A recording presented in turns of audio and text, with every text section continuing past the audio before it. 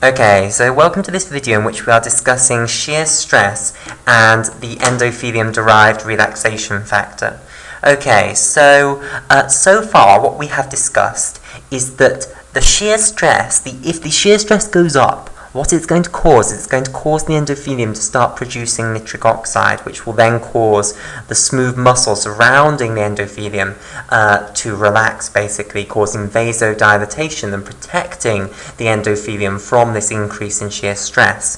Okay, so we've seen that when shear stress goes up, it's going to activate this TRPV4 mechanoreceptor, which is a calcium channel. And when that's activated, it opens and allows calcium to move in from the extracellular fluid into the cytoplasm. Calcium is then going to bind to this protein Calmodulin, and we're in the process of discussing the structure of Calmodulin. Now, we've discussed that Calmodulin has EF hand domains in its structure, which coordinate calcium ions, basically. So this is a calcium ion here, which binds to the negative charges of these conjugate bases of the acidic residues in this loop. Now, EF hand domains rarely exist in proteins on their own. Instead, usually they exist in dimers, like so. So you'll have an EF hand domain, and then you'll have a linker joining it to another EF hand domain here. Okay, and the name for two EF hand domains stuck together like this is an EF dimer, basically. Okay, now, these are very common. Single EF hand domains aren't so common. Calmodulin has these EF dimers here, and that's why you have these two calcium binding sites per lobe, because you have EF dimers rather than EF hand domains. And EF dimers can coordinate one calcium here and one calcium here, i.e. they are really two calcium binding sites. So that's what you have in the two lobes of Calmodulin, these an EF dimer in each of the lobes of Calmodulin. Now, this structure I've drawn you here is Calmodulin with no calcium bound to it yet. And the name for that is apocalmodulin. And apocalmodulin has this sort of hunched over structure where the two lobes are sort of bent back towards one another, okay? And the linker between them, this linker polypeptide between them, is linear, okay? Now, when calcium binds to these calcium binding sites, one calcium in each of the four binding sites, what will happen is it will change shape so that the two heads sort of spring back. They move outwards, basically, away from one another. And the linker between them adopts an alpha helical shape. So it goes from being a linear polypeptide to being an alpha helix here. Okay, so that's the conformational change you get in Calmodulin when calcium binds to these four calcium binding sites. So let me draw calcium in all four of those binding sites now. So here's a calcium, here's a calcium, here's a calcium, here's a calcium. Okay, and this complex now, where you have calcium bound to Calmodulin, is known as a calcium-calmodulin complex. Okay, right, and is often denoted for short Ca2 plus CAM, so calcium CAM for short, CAM. So this uppercase C, lowercase a, uppercase m is the shorthand for Calmodulin. Okay, right, so when calcium enters from the extracellular fluid and goes up in the cytoplasm, calcium will bind to the apocalmodulin to produce calcium-calmodulin complexes. We know that calcium-calmodulin complexes are now capable of activating the endothelium nitric oxide synthase, or the nitric oxide synthase type 3. So let's now have a brief discussion of the structure of endothelium endothelial nitric oxide synthase. Okay, so I think probably we'll go on to the next page. I haven't got much room down there. Okay, so we want to discuss ENOS, which stands for endothelial nitric oxide synthase, which is also known as nitric oxide synthase type 3. So NOS stands for nitric oxide synthase. Right. Okay, so basically if we draw one ENOS protein or one NOS-free protein, it has these two major domains. Okay? It has a reductase domain and an oxygenase domain. Now the circle here is supposed to represent the oxygenase domain over here. Oxygenase domain. Okay. And this rectangle over here is supposed to represent the reductase domain. Reductase domain. Okay. And basically, the amino terminus of this protein is somewhere over here. Okay. And the carboxylic acid terminus of this protein is over here. And how am I going to draw that? I'm just going to have to draw out its structure. I can't bear writing COOH backwards. Okay, so there we go. There's the carboxylic acid domain. Well, the carboxylic acid terminus, the C terminus of the protein. Now, I will highlight the reductase domain in red here.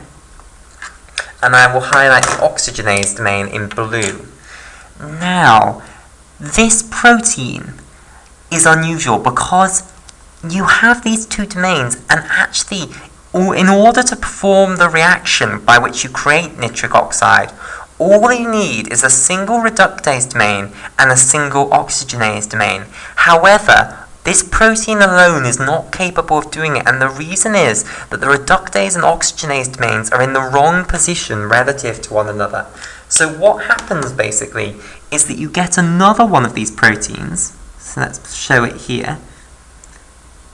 Here's the oxygenase domain, and it will go around here into the reductase.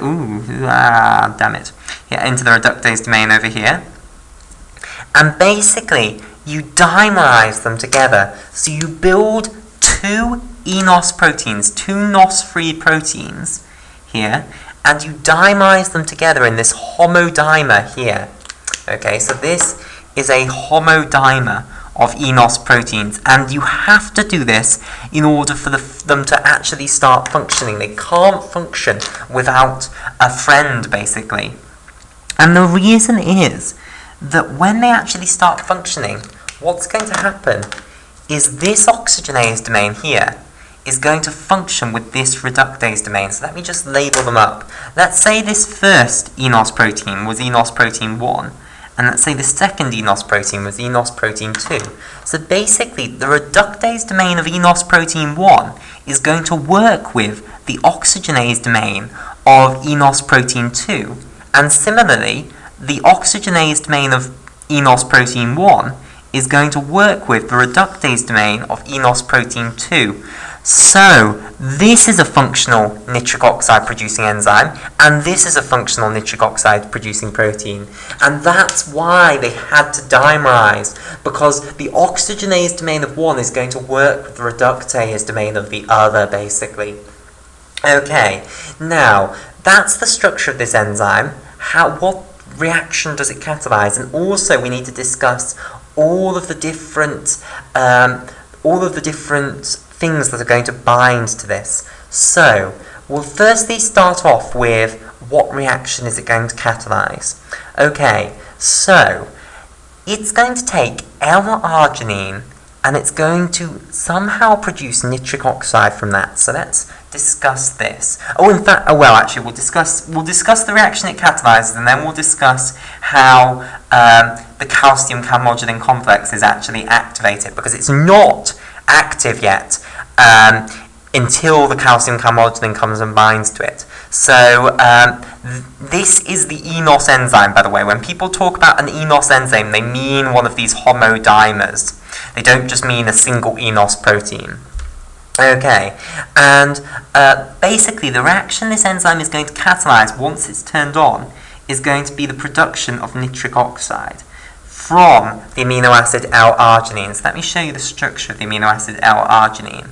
Okay, now to save time, I'm going to denote 3 methylene groups like so. I'm going to draw 1 methylene group and then stick brackets around it and put 3. I'm just tired of having to draw the 4 L-arginine 3 methylene groups out. So that just means repeat methylene 3 times. Then you have a nitrogen down here, and a carbon here, and an amino group up here, and then this carbon is also double bonded to a nitrogen down here. Now, this nitrogen here that is double bonded to the carbon, that has a special fancy name. This is known as the guanidino nitrogen. The guanidino nitrogen. Okay, right. Now, what we're going to do is we're going to take this in and we're going to make nitric oxide from it. So, firstly, where is the L-arginine as this is? I should have labelled that up. This is L-arginine. Arginine. Right. That looks wrong. I think it must be L-arginine. Yes, sorry about that. L-arginine. Right, so L-arginine is going to come and bind somewhere around here on the oxygenase domain. So this is the binding site of L-arginine. So I'll highlight L-arginine in orange, and here's its binding site on the oxygenase domain. Now, what's going to happen is that you are going to take in a molecule of reduced NADP. So reduced NADP is going to come in, and reduced NADP is often written as NADPH. However, this notation is confusing because NADPH actually carries 2 protons and 2 electrons, basically. So effectively it's got 2 hydrogen atoms that it's ready to give up.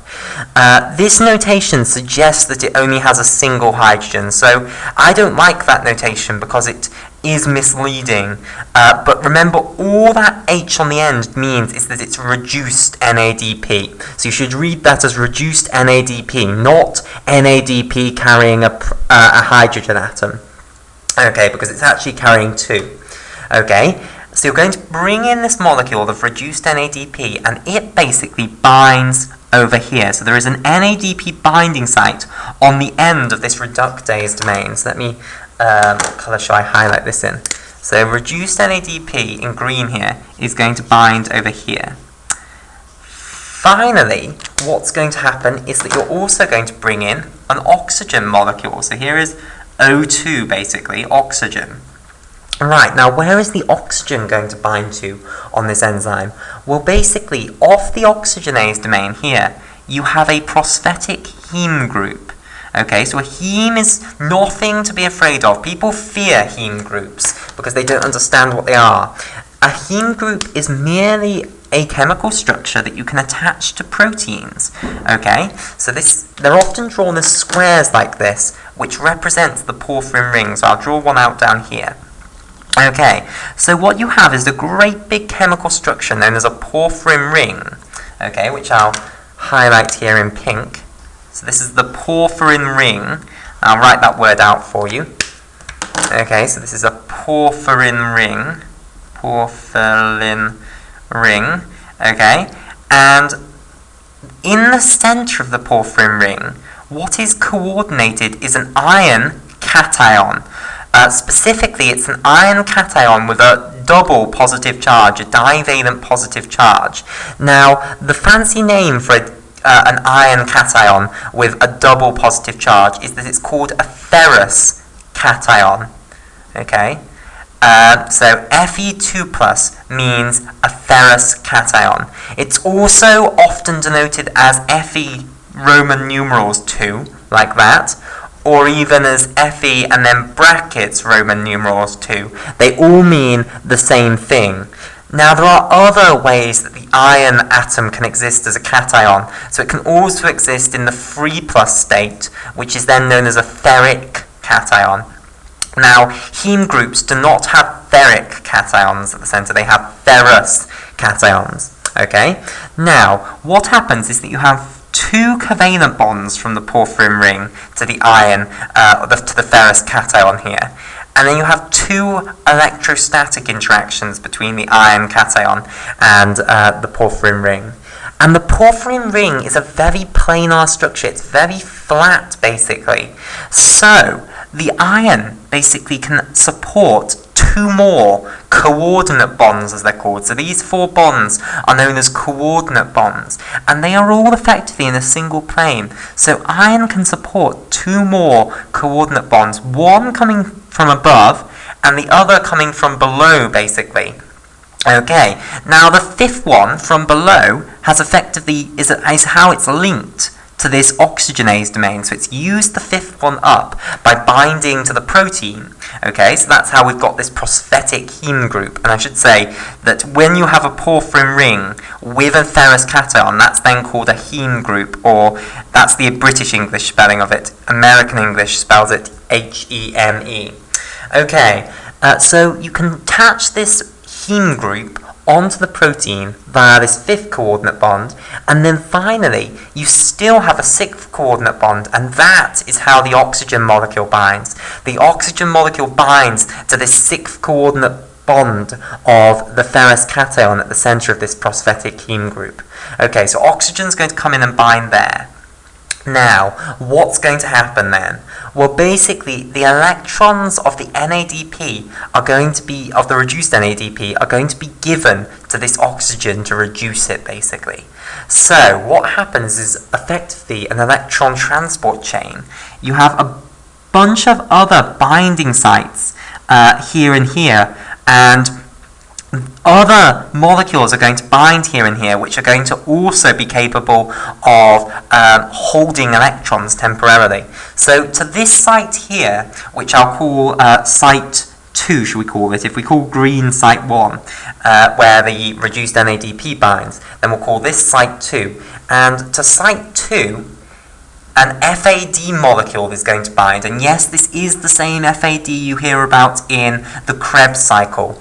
It stands for flavin adenine dinucleotide. Flavin adenine dinucleotide. Okay, so you're going to bind a molecule of flavin adenine dinucleotide to this site 2.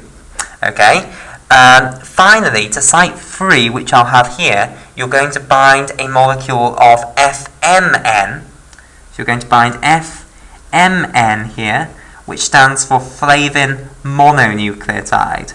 Flavin mononucleotide.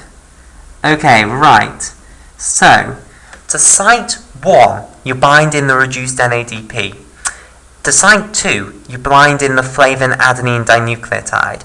To site 3, you bind the flavin mononucleotide. The reduced NADP gives the electrons to the flavin adenine dinucleotide, which then gives them to the flavin mononucleotide, which then passes them to the heme group, the ferrous cation of the heme group, which then is going to pass them to the oxygen. And that's how you're going to transport these electrons from the reduced NADP to the oxygen molecule. Now, what's going to happen is these electrons are going to go to the oxygen. You're effectively going to cleave this bond here between the two oxygens, and effectively what you're going to do is give the 2 electrons to one of these oxygen atoms and also stick the 2 protons on. So really what you're doing is you're taking an oxygen atom and you're binding to it 2 hydrogen atoms. So you're going to get water out. So one of the things you get is water. And now you've got this other oxygen atom free. So what you're going to do is you're going to break the bond between the L-arginine and between the guanidino-nitrogen and this hydrogen here, and you're going to then stick in an oxygen atom in between. You're going to bind the oxygen atom to the nitrogen, bind the oxygen atom to the hydrogen, and what you'll get effectively on that guanidino-nitrogen is a hydroxyl group. So let me show this. So if this is the L-arginine here, well, it's no longer L-arginine, but if this is the core amino acid structure over here, so the alpha carbon here, the amino group, the carboxylic acid group, the methylene groups here, okay, 3 times the nitrogen here with a hydrogen, carbon, an amino group, and then all that's changed is now this guanidino-nitrogen now has an oxygen in the middle of it and the hydrogen. So what do we call this molecule? Well, we call it Ng for guanidino-nitrogen, and then it's got a hydroxy group on, so we call it hydroxy, and then we call it L-arginine. So that's what this molecule is known as. It's Ng for guanidino-nitrogen with a hydroxyl group on it, and it's L-arginine still there. Okay, and we'll continue this discussion in the next video.